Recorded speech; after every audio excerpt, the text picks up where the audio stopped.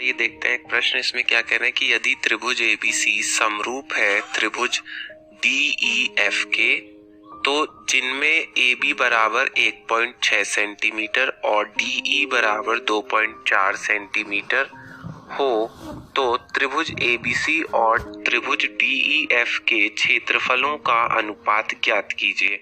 तो देखिए, जब भी कोई दो त्रिभुज समरूप होते हैं तो उनके लिए क्या होता है, मैं लिख देता हूं सर। जो शर्त है कि समरूप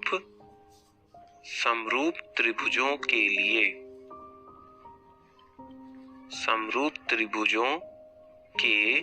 लिए क्या हो जाता है कि क्षेत्रफल का जो अनुपात होता है, क्षेत्रफल मान लिया त्रिभुज एक का और बटे में क्षेत्रफल मान लिया त्रिभुज दो का, वो किसके बराबर होता है, वो जो भुजा होती है त्रिभुज एक की, ठीक है, जो भुजा होती है त्रिभुज एक की और बटे में जो भुजा होती है त्रिभुज दो की, तो इनके अनुपात के वर्ग के बराबर होता है।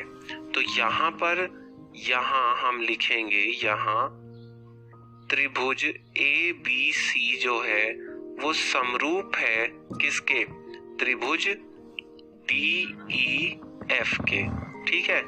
तो फिर क्या होगा, तब क्षेत्रफल जो हो जाएगा किसका, त्रिभुज ABC का, और बटे में जो क्षेत्रफल होगा किसका, जो क्षेत्रफल हो जाएगा त्रिभुज DEF का, वो किसके बराबर हो जाएगा, जो उनकी संगत भुजा है। जैसे संगत भुजा किसकी है, ABC की संगत भुजा, अगर मैं ABC जो त्रिभुज है उसकी अगर मैं संगत भुजा ये वाली ले रहा हूँ AB, तो त्रिभुज DEF की संगत भुजा इसके AB के संगत भुजा कौन होगी, भुजा DE होगी।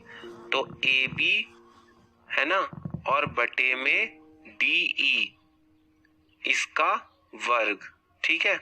अब मुझे बताइए कि यहाँ आपको AB बटे DE, AB का मान कितना दिया हुआ है 1.6 और DE का मान कितना दिया हुआ है आपको 2.4, ये आपको दिया है, ठीक है, ये आपको दिया है, ये देख लीजिए, ये दिया है AB बराबर 1.6 और DE बराबर 2.4, ठीक है।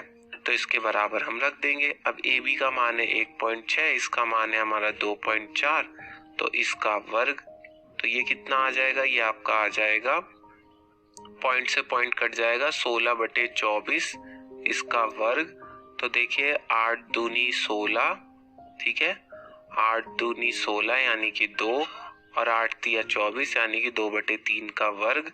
तो ये आपका कितना आ जाएगा, 2 का वर्ग होगा 4 और 3 का वर्ग होगा 9। इसका मतलब जो क्षेत्रफल होगा त्रिभुज ABC का और बटे में क्षेत्रफल जो होगा कौन, त्रिभुज DEF, वो 4/9 होगा।